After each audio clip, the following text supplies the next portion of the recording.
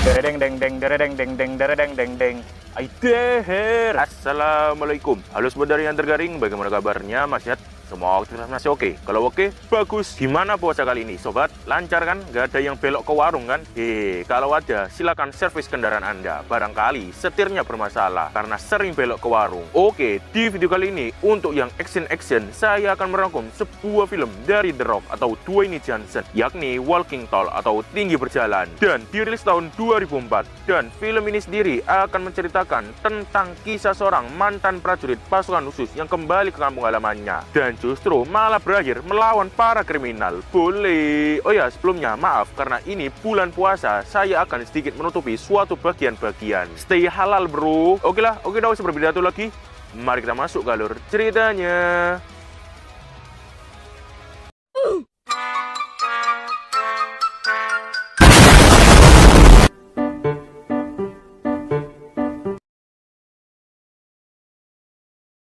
Diambil dari kisah nyata, film pun akan berfokus pada seorang pria mantan pasukan khusus yang bernama Chris Vaughn.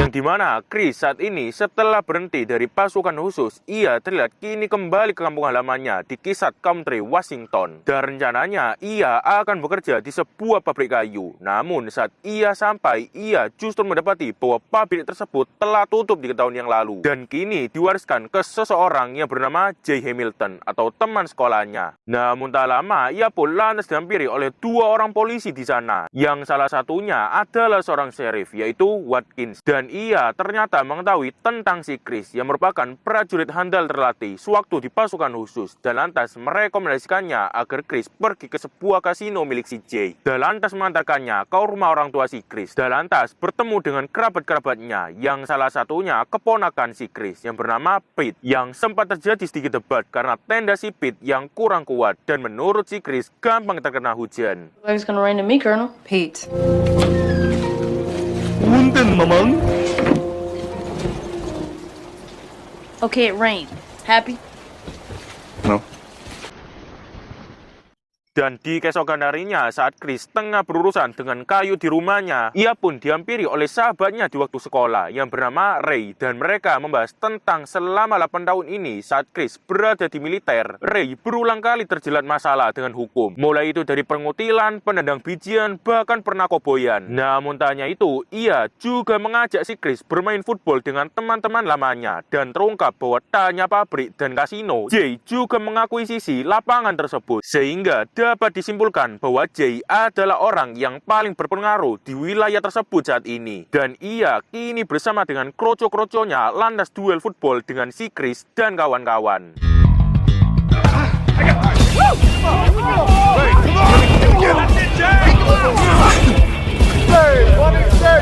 up the outside. Pick it up.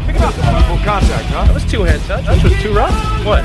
Sorry, lady. Mereka pun saling duel antar tim, yakni tim si Chris melawan tim si Jay. Tak hanya itu, di saat itu juga terlihat bahwa Pete melihat pertandingan tersebut dengan teman-temannya yang merupakan berandalan soda. Tak hanya itu, juga terlihat bahwa pertandingan football tersebut nampak seperti tawuran tarkam antar kampung dan agak barbar tanpa peraturan, seperti memukul pipi, menyodok gigi, bahkan mendang biji. Hingga sampai saat leg terakhir dan kedua tim telah menentukan strategi masing-masing. Benar saja, tim si Jay bahkan lebih main fisik kali ini dengan memukul Ray dan mensliding lutut si Chris.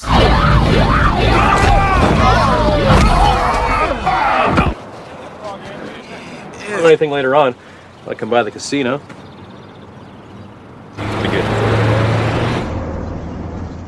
Dan di malam harinya, sesuai janji, Chris, Ray, dan teman-temannya yang lain datang ke kasino tersebut. Yang di sana banyak sekali wanita bersenaman dan mesin-mesin judai. Dan setelah menyapa si Jay, Chris pun masuk ke sebuah ruangan yang di sana ada seseorang yang memberikan jogetan menghibur. Stop drinking.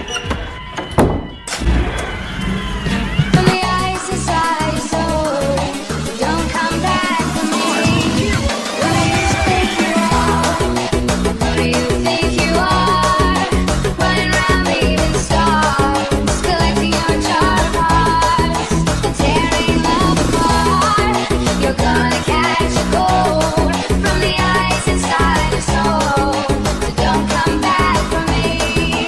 Don't come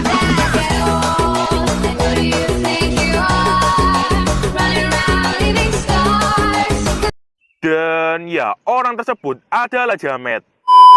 Dan ya, orang tersebut bernama Denny, dan ia sempat berbicara sepatah dua kata dengan si Chris. Tak hanya itu, saat ia berniat untuk mencoba permainan yang lain, ia pun lantas melihat trik curang yang dilakukan oleh petugas tersebut, yakni terdapat sebuah tombol di dadu, sehingga berapa kali pun seseorang melempar dadu tersebut, dadunya akan berubah sesuai keinginan petugas. Dan oleh sebab itu, ia pun lantas mengungkapkan hal tersebut dan mencoba untuk membuktikannya, yang benar saja tepat seperti yang ia katakan, sehingga menyebabkan ia pun diusir dari tempat tersebut. Tak tinggal diam, ia ternyata melawan balik. Namun karena kalah jumlah, ia pun lantas keteteran dan akhirnya dibawa ke sebuah ruangan rahasia yang ternyata mereka merupakan kroco si Jay di tempo waktu yang lalu. Dan setelah melihat kalung pasukan khusus si Chris, mereka pun lantas memiksanya.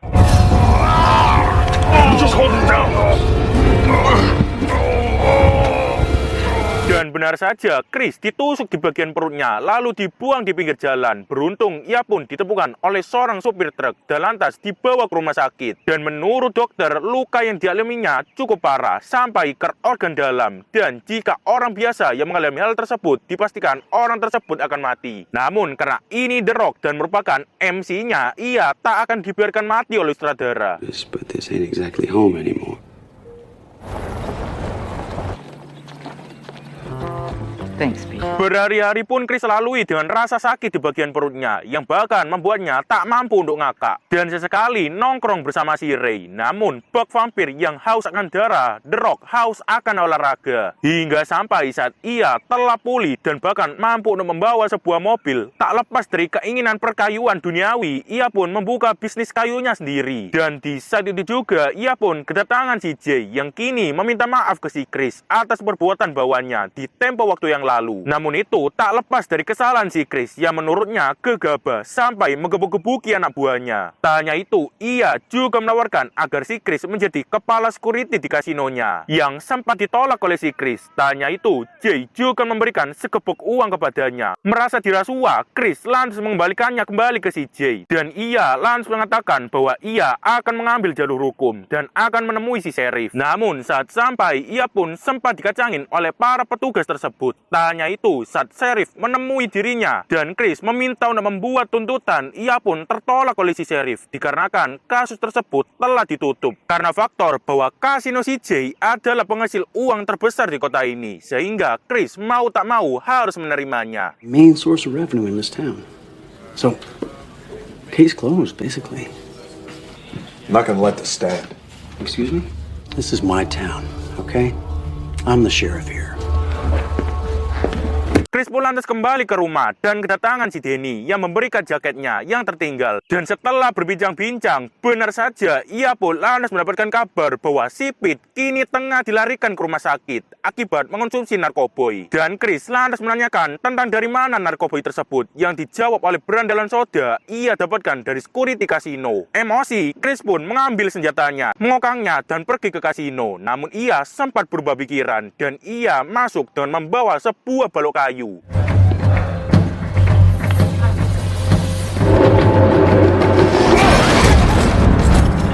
For you.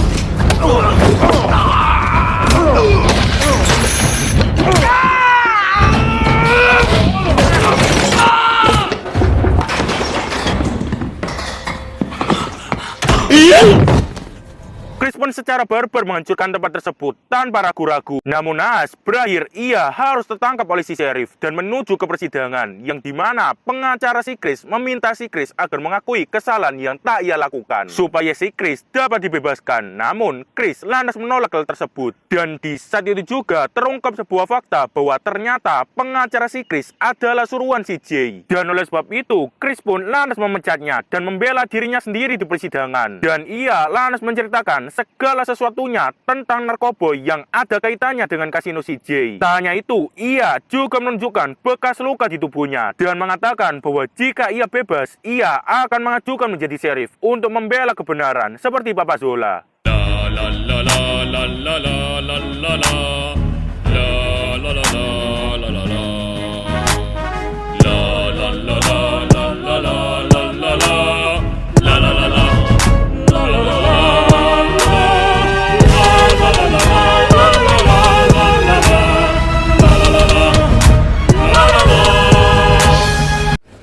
find the defendant, Chris, not guilty.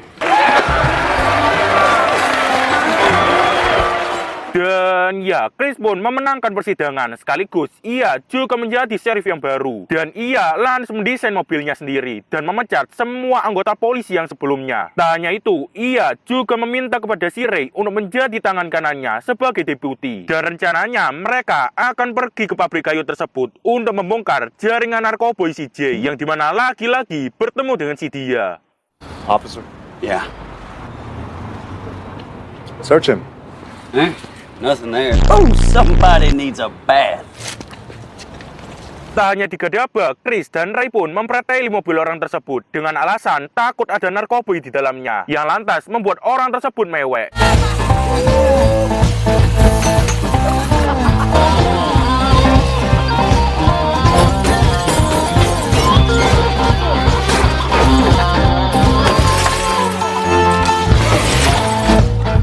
Handles pretty good.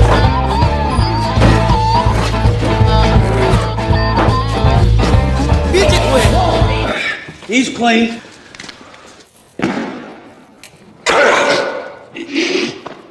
Namun tak sampai di situ, Chris yang menyadari bahwa keluarganya pasti akan terancam, lantas memberikan senapan kepada ayahnya dan juga menyuruh si Ray agar tinggal di rumahnya sementara waktu untuk menjaga keluarga si Chris. Sementara ia akan tidur di kantor dan menjaga orang tersebut. Namun tak lama saat Chris menyeruput mie, secara tiba-tiba datang si Denny yang membawakannya makanan. Tak hanya itu, mereka juga melakukan persenaman.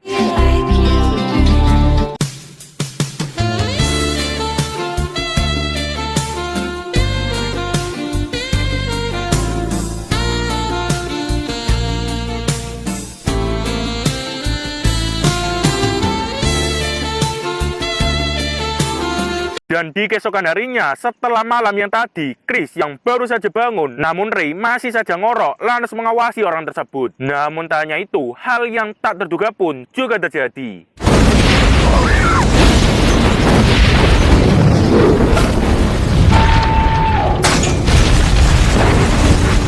Dan ya, mobilnya meledak gak karu-karuan, yang ternyata merupakan ulah si Watkins beserta anak buahnya yang telah berkomplot dengan si Jay. Dan hal serupa pun juga terjadi di rumah si Chris, sehingga menyebabkan terjadi pergelutan di antara mereka.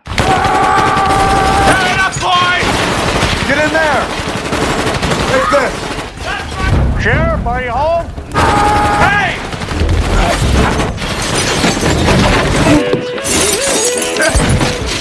Chris pun lantas menjebol lantai untuk menjebak orang-orang tersebut dan akhirnya dapat menghabisi si Watkins dan lantas kembali ke rumah yang walaupun sempat ditonjok oleh si Ray. Tak hanya itu, ia juga pergi ke pabrik kayu yang di sana ada si Jay dan Jay telah mempersiapkan jebakan untuk si Chris. Dan karena merasa terpojok, Chris pun lantas pergi ke hutan dan mereka lantas melakukan final battle.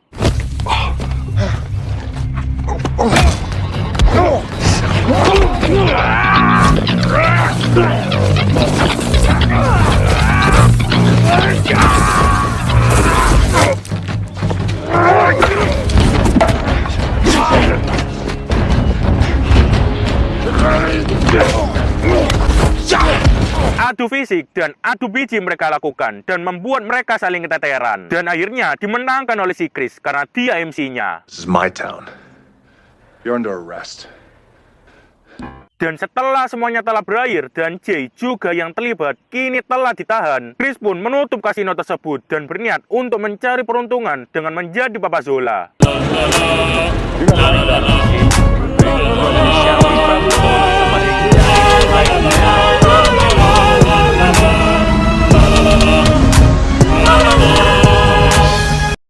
Dan ya, film pun selesai.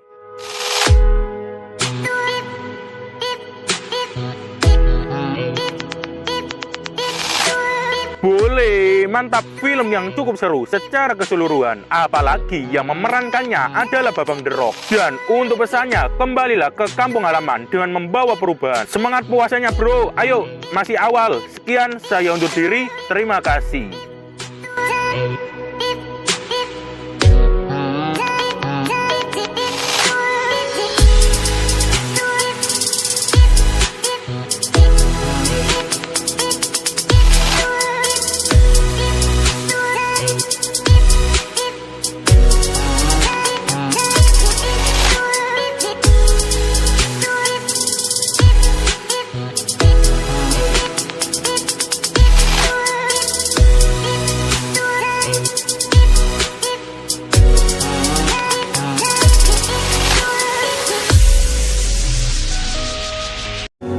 Perjalanan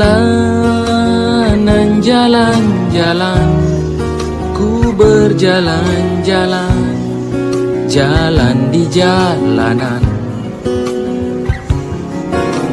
Ku kira kita asam dan garam, main kit tumbuh-tumbuh belanga.